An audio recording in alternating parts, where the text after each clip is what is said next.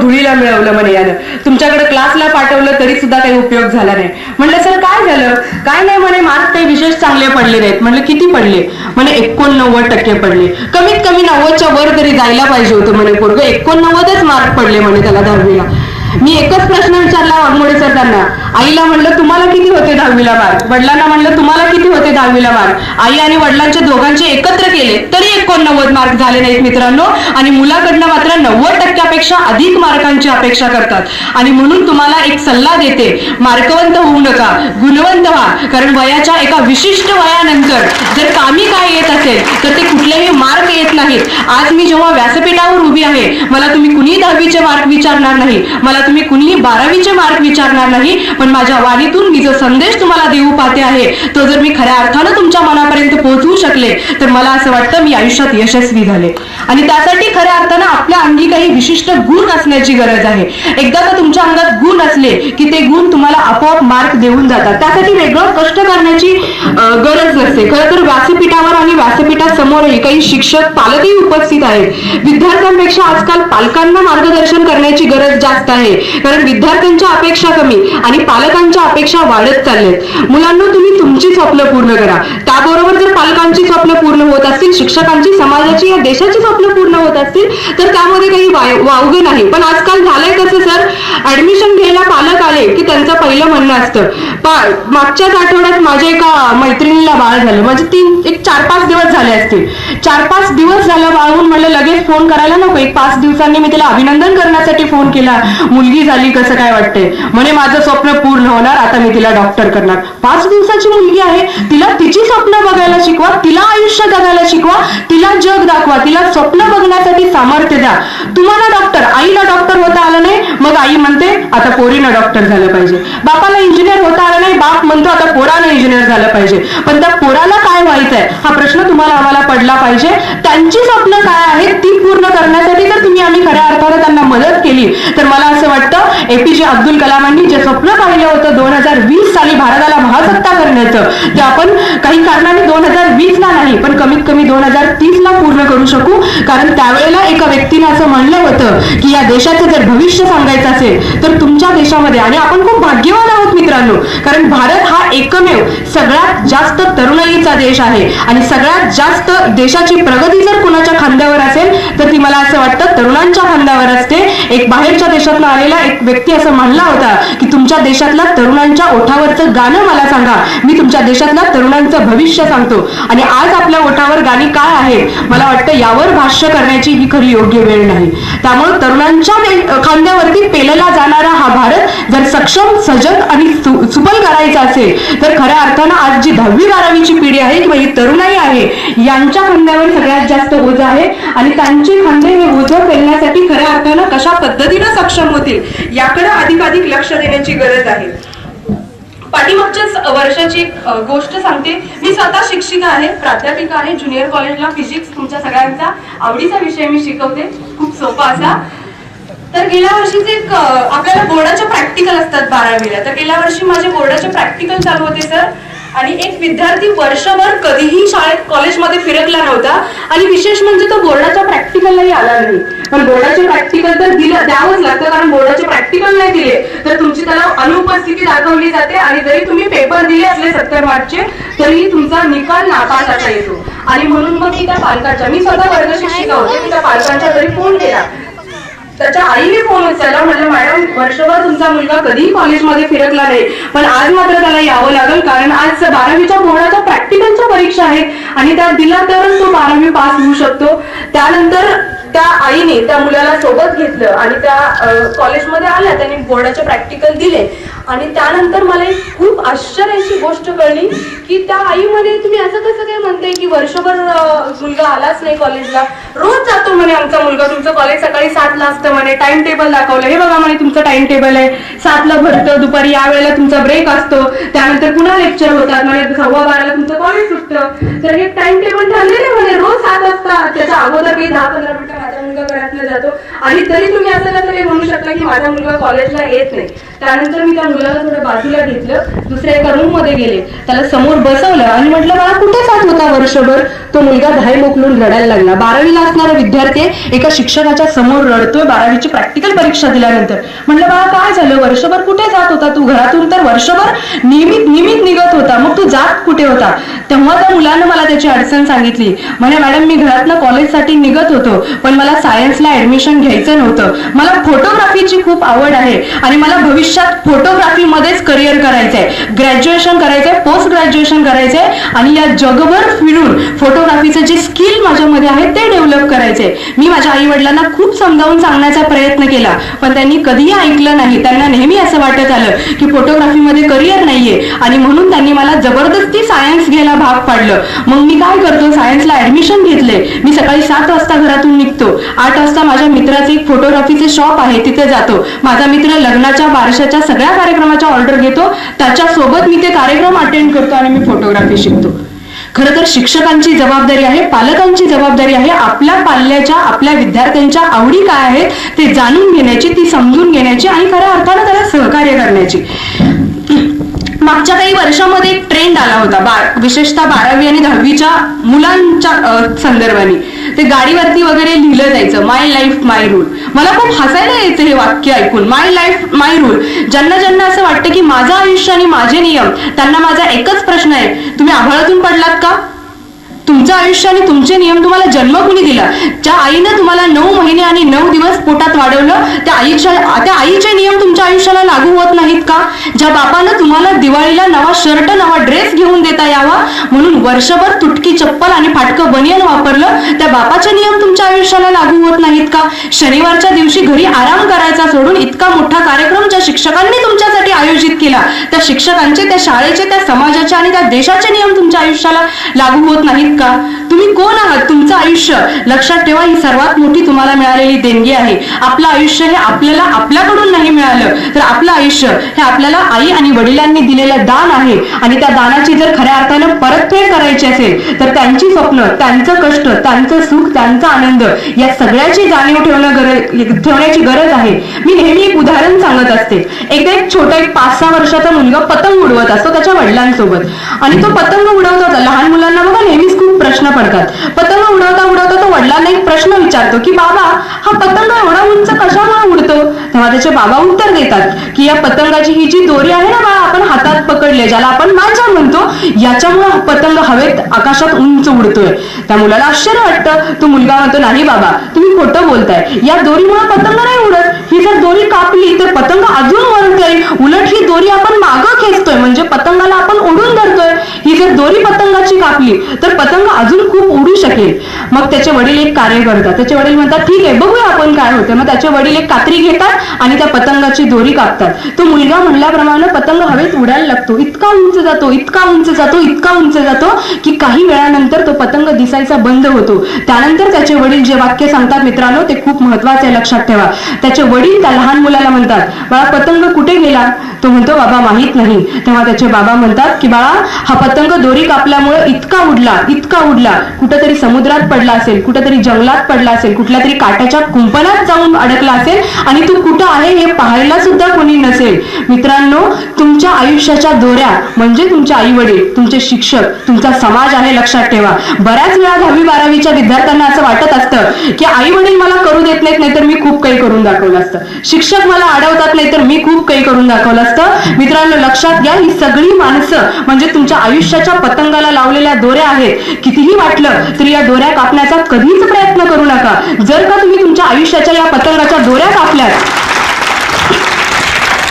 तुम्ही हवेमध्ये इतके उडाल, तुम्ही आयुष्यात इतके नक्कीच जेव्हा तुम्ही या सगळ्या दोऱ्या कापून टाकाल तेव्हा तुम्ही प्रगती मात्र नक्की कराल. कदाचित तुम्ही बाहेरच्या देशात जाल, तुम्हाला मोठमोठे पुरस्कार मिळतील, तुम्ही जगातले सर्वात यशस्वी म्हणवले जाल, पण ज्या दिवशी तुम्हाला तो पुरस्कार मिळेल त्या व्यासपीठावरून खाली उतरल्यानंतर जर तुमचे शिक्षक, तुमचा समाज आणि तुमचं कुटुंब पाठीवरती थाप कौतुकाची देण्यासाठी जर तिथं नसेल तर त्या प्रगतीला काहीही अर्थ नाही मित्रांनो. त्यामुळे प्रगती करायची असेल तर या आयुष्याला असणाऱ्या पतंगाच्या सगळ्या दोऱ्या आपल्या हातामध्ये ठेवून खऱ्या अर्थानं प्रगती करण्याची गरज आहे असं मला वाटतं.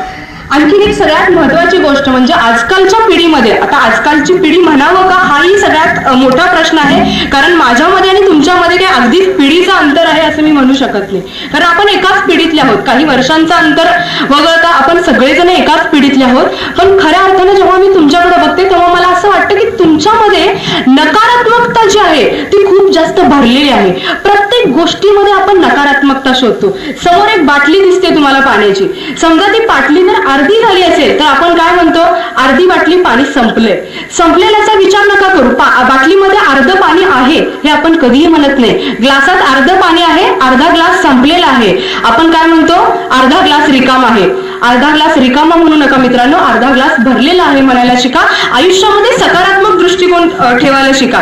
खरं तर याचे एक दोन उदाहरणं देते. नेहमीच मी मगाशी सुरुवातीलाच व्याख्यानाच्या म्हणलं की माझ्या आयुष्यानं जे काही मला बरे वाईट अनुभव दिले, जो काही मी आयुष्यात प्रवास केला, जे काही थोडंफार जग मी अनुभवलं, जी काही माणसं मला आयुष्यात भेटत गेली, त्यांच्याकडून मी जे काही शिकले ते मी तुमच्या समोर मांडण्याचा प्रयत्न करणार आहे. म्हणून मी माझ्या आयुष्यातली सकारात्मक दृष्टिकोन कसा असावा याविषयीची एक दोन उदाहरणं देते. खरं तर लग्न ही मुलीच्या आयुष्यातली सगळ्यात महत्वाची आणि सगळ्यात मोठी गोष्ट असते. तशीच ती माझ्याही आयुष्यातली होती. लग्न म्हणल्यानंतर मुलींना अनेक प्रश्न पडलेले असतात. खरं तर मी ज्या घरामध्ये, ज्या संस्कारामध्ये, ज्या समाजामध्ये वाढले, तो समाज आणि ते संस्कार इतके मोलाचे होते, ते घर इतकं मोलाचं होतं. माझ्या आई वडिलांनी मला दिलेले संस्कार, मला ज्या लाडानं वाढवलं, तो लाड इतक्या उच्च पातळीचा होता की मित्रांनो खरं सांगायचं तर जेव्हा मी माझ्या माहेरी होते, म्हणजे लग्नाच्या अगोदर, मी माझा बेड, मी माझं अंथरूण, मी माझं पांघरून, मी माझी उशी सुद्धा माझ्या भावाला घेऊ द्यायचे नाही. माझं जेवणाचं ताट सुद्धा मला दुसऱ्यांनी घेतलेलं चालायचं नाही. माझं ते माझंच असं मला वाटायचं. आणि मग एके दिवशी कांदे पोहे नावाचा एक कार्यक्रम झाला आणि मग असं डिक्लेअर झालं की आता माझं लग्न होणार. आणि दुसऱ्या क्षणी मला कळालं की आता मला घर सोडून जावं लागणार, आता मला माझं घर सोडून जावं लागणार, आता मला माझे आई वडील सोडून जावं लागणार, माझं कुटुंब सोडून जावं लागणार, माझं गाव सोडून जावं लागणार, माझं अंथरूण पांघरून उशी, माझं जेवणाचं ताट, सगळं ज्याला मी माझं माझं माझं माझं म्हणत गेली 25 वर्ष जगले, ते सगळं माझं पण मला सोडून मला आता एका दुसऱ्या घरात जावं लागणार. ही भावना जेव्हा माझ्या मनात आली तेव्हा नेहमीप्रमाणे माझे वडील स्वतः शिक्षक आहेत. माझ्या आयुष्यात मला जे जे प्रश्न पडत गेले त्या प्रत्येक प्रश्नाची उत्तरं मी पहिल्यांदा कुठल्या व्यक्तीला विचारली असतील तर ती माझ्या वडिलांना विचारली आणि नेहमीच त्यांनी समाधानकारक उत्तरं मला दिली. त्याही दिवशी मी माझ्या वडिलांना प्रश्नाची उत्तरं विचारली, पण माझ्या वडिलांनी उत्तर दिले नाही. म्हणे तू थोडा विचार कर, तुला तुझी उत्तरं मिळतील. पहिला प्रश्न माझ्या डोक्यात आला, बाकी सगळ्या तर गोष्टी मी सोडू शकते, पण मी आई वडिलांना कसं काय सोडून जायचं, ज्यांनी मला जन्म दिला, ज्यांनी मला घडवलं, ज्यांनी माझ्या कष्टाचा काळ होता, शिक्षणाचा काळ होता, तेव्हा त्यांनी मला साथ दिली. आज मी जेव्हा माझ्या स्वतःच्या पायावर उभी राहू शकते तेव्हा मी माझ्या आई वडिलांना सोडून दुसऱ्याच्या घरात जायचं, हे कसं शक्य आहे. तेव्हा मित्रांनो माझ्याच विचारांती मला एका प्रश्नाचं उत्तर मिळालं. खरं तर मुलींनी लक्षात ठेवण्यासारखी गोष्ट आहे. मुलींनो या गोष्टीकडे जर सकारात्मकतेनं पाहिलं तर मला काय उत्तर मिळालं असेल, मी माझ्या आई वडिलांना सोडून जात नाही, उलट मी इतकी भाग्यवान आहे. मुलांपेक्षा आपण मुलींनो इतक्या भाग्यवान आहोत, यांना आयुष्यभर एकच आई वडील मिळतात. आपण खूप भाग्यवान आहोत, आपल्याला 2 आई वडील मिळतात, लक्षात ठेवा. या गोष्टीकडे तुम्हाला सकारात्मकतेने बघता आलं पाहिजे. मला लग्न करायचंय म्हणजे माझ्या आई वडिलांना मला सोडून जायचं नाही, तर लग्न केल्यामुळे माझे आई वडील तर माझे असणारच आहेत, पण अजून एक आई वडील मला या जगात मिळणार आहेत. ही भाग्याची गोष्ट आपल्या आयुष्यात घडत असते. त्याचा आनंद तुम्ही आम्ही स्वीकारला पाहिजे, मानला पाहिजे आणि तो साजरा केला पाहिजे. आता जर तुम्ही बघितलं, पुण्यामध्ये मी रोज बघत असते, रस्त्यावरून आईच्या प्रेमाला आणि बापाच्या मायेला भुकेलेले कितीतरी जीव रस्त्याच्या कडेने फिरत असतात. मित्रांनो याही जगात जर मला 2 आईंचं आणि 2 वडिलांचं प्रेम मिळत असेल तर मला असं वाटतं मुलींच्या इतकं भाग्यवान कुणीच नाही. 2 कुटुंब मला मिळतात, 2 गावं मला मिळतात, 2 संस्कार, 2 संस्कृती मला जपता येतात, 2 आडनावं मला मिळतात. आडनावाच्या बाबतीत पण खूप मजा आहे बघा. त्या बाबतीत तर मी इतकी नकारात्मक होते, मला नेहमी असं वाटायचं, आजवर मी जे केलं, माझ्या माहेरचं आडनाव आहे कोकरे, मला नेहमी असं वाटायचं की कोकरे आडनावानं सगळा स्ट्रगल पाहिला, माझं शिक्षण पाहिलं, माझे चढ उतार पाहिले. आता जेव्हा मी थोडंफार यशाची पायरी चढायला लागते तेव्हा मी कोकरे आडनाव सोडून माझ्या सासरचं म्हणजे सरगर आडनाव का लावायचं. नेहमीप्रमाणे पुन्हा मी माझ्या वडिलांच्याकडे गेले आणि मी माझ्या वडिलांना विचारलं, म्हणलं पप्पा मला सगळं मान्य आहे, मी सगळं करायला तयार आहे, मी माझी सगळी कर्तव्य, मी माझ्या सगळ्या जबाबदाऱ्या पार पाडायला तयार आहे, पण मी कोकरे आडनावाच्या ऐवजी सरगर आडनाव का लावायचं याचं उत्तर मला तुमच्याकडून हवं आहे. मित्रांनो माझ्या बापानं दिलेलं उत्तर तुम्ही डोक्यात फिट करून ठेवा. माझ्या वडिलांनी त्या दिवशी एकच वाक्य वापरलं, म्हणले बाळा आजपर्यंत कोकरे नावाला साजेस असं कर्तव्य तू करून दाखवलंस, दिवस इथून पुढे सरगर नावाला मोठं करण्याची जबाबदारी तुझ्यावर आहे आणि ती जबाबदारी तुला पार पाडायची आहे. आणि मला असं वाटतं कर्तव्य आणि जबाबदारी यामध्ये कुठल्याही प्रकारची गफलत न करता जर आपण खऱ्या अर्थानं दोन्ही जबाबदाऱ्या खऱ्या अर्थानं स्वीकारायला शिकलो तर मला असं वाटतं यशाचा मार्ग हा अधिकाधिक सोपा होईल. खरं तर मला मुलींच्या दृष्टिकोनातनं खूप जास्त बोलायचं होतं.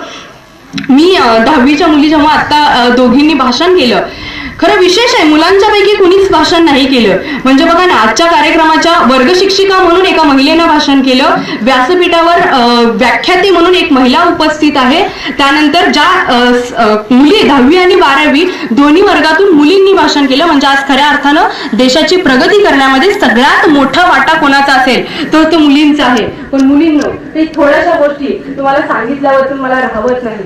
खूप काही बोलायचंय. मी मार्गदर्शक सरांना म्हणलं की मुलींशी एक वेगळा संवाद साधता आला तर मला नक्कीच आवडेल. मला नक्की फक्त मुलींशी बोलायला जर कधी भविष्यात संधी मिळाली तर मी नक्की आवर्जून येईल. जेव्हा 10वीच्या मुली इथे येऊन बोलत होत्या तेव्हा मला माझे 10वीचे दिवस आठवत होते. आज तुम्ही खाली बसून काय विचार करताय मुलींना मला माहित नाही, पण मी जेव्हा माझ्या 10वी आणि 12वीच्या निरोप समारंभाच्या कार्यक्रमाला उपस्थित होते तेव्हा मी काय विचार केला असेल तर मी तुमच्यासारखी अशीच एका बेंचवर बसले होते, समोर वक्ते बोलत होते, माझ्यासारख्याच एक ज्येष्ठ वक्त्या महिला वक्त्या त्या कार्यक्रमाला आल्या होत्या आणि पूर्ण कार्यक्रम संपेपर्यंत माझ्या डोक्यात एकच विचार होता की आज ही शाळा सोडून जाते, जर पुन्हा या शाळेत पाऊल ठेवेल तर फक्त समोर येण्यासाठी नाही तर आज ज्या वक्त्या माझ्या समोर उभारून बोलतायत त्यांच्या ठिकाणी उभं राहून मला जर बोलता आलं तर त्या दिवशी पुन्हा एकदा मी शाळेत येईन. आणि मला सांगायला खूप आनंद होतो की ज्या शाळेतून माझी 10वी झाली त्या शाळेमध्ये त्या बनाळी गावामध्ये आज संध्याकाळी माझं शिवजयंती निमित्त शिवव्याख्यान आहे.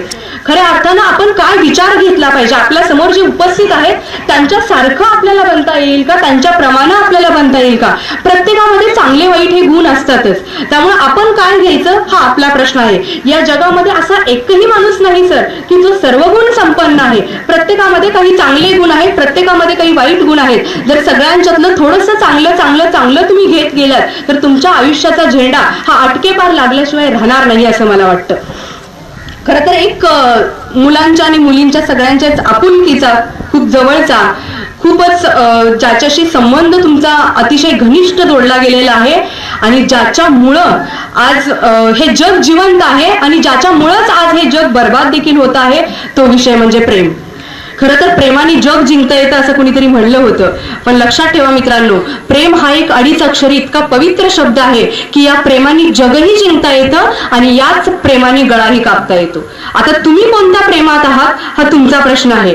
आता मला काही वेळेला असं नेहमी वाटतं की जेव्हा व्याख्यान करतो तेव्हा जर समोरच्यांचे चेहरे बघून लक्षात येतं की आता पुढचा मुद्दा आपण कोणता घेतला पाहिजे. त्यामुळे पुढचा मुद्दा मला असं वाटतं थोडंसं मुलांच्या आणि मुलींच्या बाजूने घेतला, खूप जास्त डोस झालाय असं वाटायला लागलंय. त्यामुळं प्रेम काय असतं, माझा एक कवी मित्र आहे तर त्यांनी मला एकदा सांगितलं होतं की प्रेम काय असतं.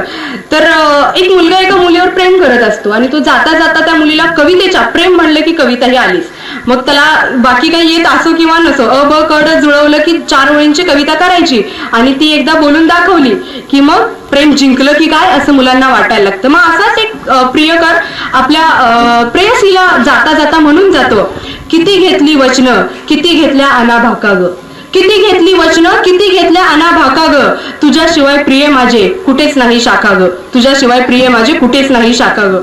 बरं, मुली काही कमी आहेत का?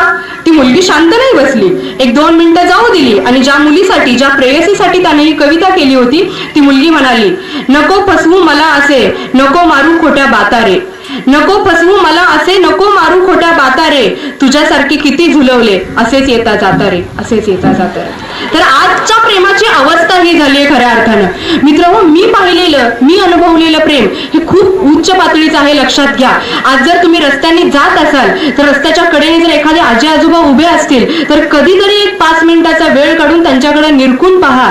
आजी खूप वयस्कर आहे, आजोबा थोडे तरुण आहेत, तर आजोबा तिच्या हाताला धरतात. जोपर्यंत आजी पहिलं पाऊल टाकत नाही तोपर्यंत ते आजोबा सुद्धा पहिलं पाऊल टाकत टाकत नाही. आजीनं दुसरं पाऊल टाकलं की आजोबाचं पहिलं पाऊल पडतं, आजीनं तिसरं पाऊल टाकलं की आजोबाचं दुसरं पाऊल पडतं. असं करत दोघांचा हात हातात घेत ते दोघं जेव्हा रस्त्याच्या या बाजूनं त्या बाजूला जातात तेव्हा त्या दोघांच्या मध्ये मला खऱ्या अर्थानं प्रेम दिसतं.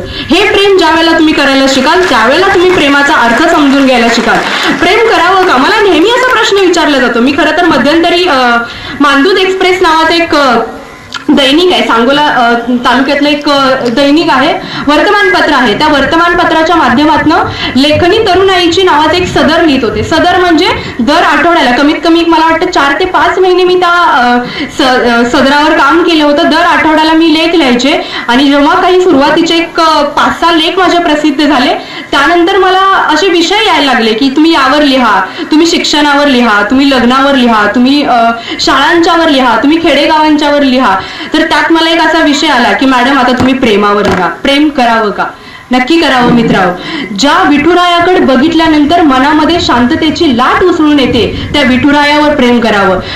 कमरेवर हात ठेवून वर्षानुवर्षे उभे असणाऱ्या विठुरायाला साथ देणाऱ्या रखुमाईवर प्रेम करावं. आम्ही आयुष्यभर ज्यासाठी झगडतो ते अन्न आपल्याला पुरवणाऱ्या काळ्या मातीवर प्रेम करावं. 9 महिने 9 दिवस पोटात वाढवणाऱ्या आईवर प्रेम करावं. तुमच्यासाठी झिजणाऱ्या आणि तुमच्यासाठी उन्हातानात तळपणाऱ्या बापावर प्रेम करावं. तुमचं भविष्य घडावं म्हणून सतत कार्यरत असणाऱ्या तुमच्यासारख्या या शाखेवर, शाळेवर आणि या शाळेतल्या शिक्षकांच्यावर प्रेम करावं. तुम्ही ज्या समाजाचं सगळ्यात मोठं देणं लागता त्या समाजावर प्रेम करावं. आणि या देशाचा झेंडा ज्यांच्यासाठी अभिमानानं फडकतो आहे त्या भारत देशावर प्रेम करावं. नक्की प्रेम करावं. या जगात जर सगळ्यात सुंदर काय असेल, आता यांना विचारलं तर हे इकडं हात करतील, यांना विचारलं तर हे इकडं हात करतील, पण तुम्ही मला विचाराल या जगात सगळ्यात सुंदर काय आहे, तर मित्रहो या सगळ्या जगात सगळ्यात सुंदर हा निसर्ग आहे. निसर्ग इतकं मोठं वरदान आपल्याला लाभलेलं नाही. या निसर्गावर प्रेम करावं, हिरव्यागार झाडांच्यावर प्रेम करावं, फुलांच्यावर प्रेम करावं. फक्त माणसावरच प्रेम केलं पाहिजे का असं अजिबात नाही मित्रांनो. तुम्ही तुमच्या आयुष्यात येणाऱ्या प्रत्येक व्यक्तीवर, प्रत्येक प्राण्यावर प्रेम करू शकता. खरं तर आयुष्याविषयी बोलताना मला फार मजा वाटते बघा. नेहमी असं म्हणलं, बरेच जण या गोष्टीवर विश्वासही ठेवतात. ते वटपौर्णिमेला वडाच्या झाडाला फेऱ्या मारल्या कशासाठी? 7 जन्मासाठी. कोणी एकानं, व्यासपीठावरची सर्व अनुभवी मंडळी आहेत किंवा तुम्ही व्यासपीठासमोर बसलेली नवी पिढी आहे, यांच्यापैकी एकानं मला उत्तर द्यावं. कुणाला माहिती पुढचा जन्म कोणाचा मिळणार आहे, किंवा कोणाला आठवते पाठीमागचा जन्म कुठल्या व्यक्तीचा तुम्हाला मिळाला होता, कुठल्या प्राण्याचाच मिळाला होता. मित्रांनो, प्रत्येक दिवस असा जगा की आजचा हा क्षण तुमच्या आयुष्यातला शेवटचा आहे. प्रत्येक क्षण जगता आलं पाहिजे. किती जगलो याला महत्व नाही, कसे जगलात याला महत्व आहे. कारण मित्रांनो, तुम्ही 10 लाखाची प्रॉपर्टी कमवा, करोडोंची प्रॉपर्टी कमवा, 4 बंगले बांधले, एखाद्या मंत्र्याने समजा 20 मजल्याचा बंगला बांधला, मेल्यानंतर त्या मंत्र्याला बंगल्याच्या वर जाळतात का? अजिबात नाही. बाहेर येत नसेल तर तुकडे करून बाहेर काढतात, पण मातीतच जाळतात. लक्षात ठेवा, मातीतच पुरतात. कितीही प्रॉपर्टी कमवा या जगात, तुम्हाला जायचं त्या मातीतच आहे. प्रॉपर्टी कमवू नका असं अजिबात नाही. आपली स्वप्न पूर्ण करायची असतील, सुखाचं आयुष्य जगायचं असेल तर खऱ्या अर्थानं पैसा हा एक गोष्ट आहे, ती कमवलीच पाहिजे. पण त्याच्यासोबत जर तुम्हाला माणसं कमावता आली, माणसं जपता आली, तर मला असं वाटतं ती सगळ्यात मोठी प्रॉपर्टी असेल. कारण काय विशेष आहे बघा सर, जेव्हा एखादा माणूस जातो, आता तुम्ही सगळी गावाकडची, मी माझ्या सहित आपण सगळे गावाकडचे आहोत.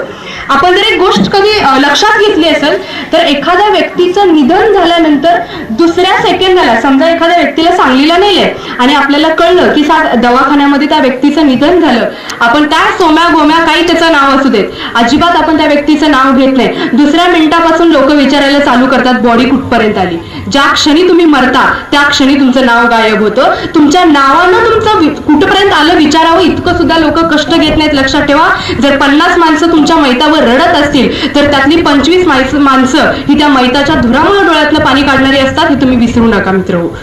त्यामुळे खऱ्या अर्थानं काय कमावलं पाहिजे आणि काय मिळवलं पाहिजे, कशासाठी कष्ट केले पाहिजेत, किती कष्ट केले पाहिजेत आणि आयुष्य किती जगलं पाहिजे, या सगळ्या गोष्टी मुलींच्या विषयी, मगाशी म्हणले तसं मुलींच्या विषयी बोलताना खूप सारे विषय आहेत बोलण्यासाठी. मुली कोण आहेत, मुली काय करू शकतात. मी नेहमी असं म्हणते की साडीची जी पिन असते की नाही, पिन, त्या पिनासारख्या असतात मुली. जर मुलीने ठरवलं तर त्या साडीला, म्हणजेच तिच्या कुटुंबातल्या सगळ्या माणसांना एकत्र बांधून ठेवण्याची ताकद त्या पिन मध्ये असते. पण ती पिन चुकून जरी तुमच्या शरीरामध्ये घुसली तर रक्त काढल्याशिवाय राहत नाही. लक्षात ठेवा. त्यामुळे मुली ज्या आहेत त्या आजकालच्या उगवत्या मशाली आहेत, साडी पिण्यासारख्या आहेत. त्यांनी ठरवलं तर त्या कुटुंबाला एकत्र बांधून ठेवू शकतात, पण त्यांनी जर ठरवलं तर त्या तुम्हाला बर्बादही करू शकतात. इतकी ताकद तुमच्यामध्ये आहे आणि ती ताकद जाते कुठं, तर ती काही विचित्र किंवा काही चुकीच्या गोष्टींच्या मध्ये जाते. सुहासिनी देशमुख नावाच्या एक कवी लिहितात, मुली कोण आहेत, तर मुली उगवत्या मशाली असतात, रणांगणातल्या ढाली असतात. मुली उगवत्या मशाली असतात, रणांगणातल्या ढाली असतात, आणि जिथे असते गरज मायेची, मुली तिथल्या उबदारशाली असतात. मुली तिथल्या उबदारशाली असतात.